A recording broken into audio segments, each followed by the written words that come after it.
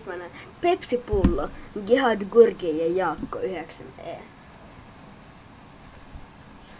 Raaka-aineiden ja materiaalien tuotanto. Pepsi-pullot tehdään kierrätetystä muovista. Pepsi-pulloihin käytetään 2,6, onko toi nyt jotain, en tiedä mitä, miljoonaa kilogrammaa muovia vuodessa. Okei. Onko toi sama, mut siinä on vaan Pepsi-pullo energia. Aura.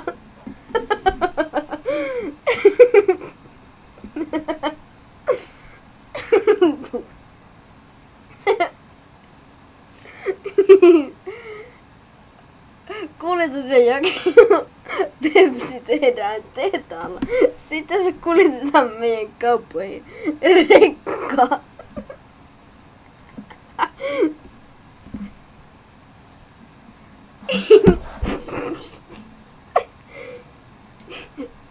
Kierrätys ja uudelleenkäyttö.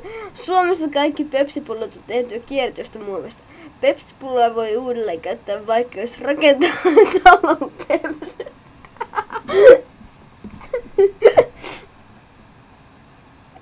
Jätteiden päästöt. PepsiCo, eli Pepsin tekijä tuottaa aika paljon jätettä. PepsiCo aiheuttaa 5% koko maailman muovisaastetta. Joo.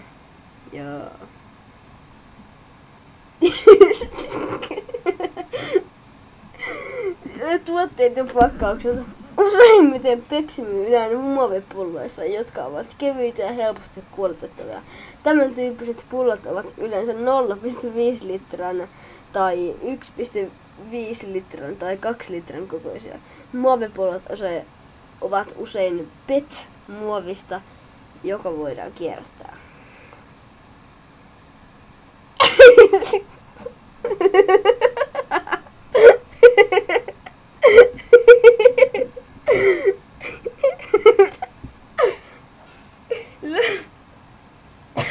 Siinä on kuva lähtee.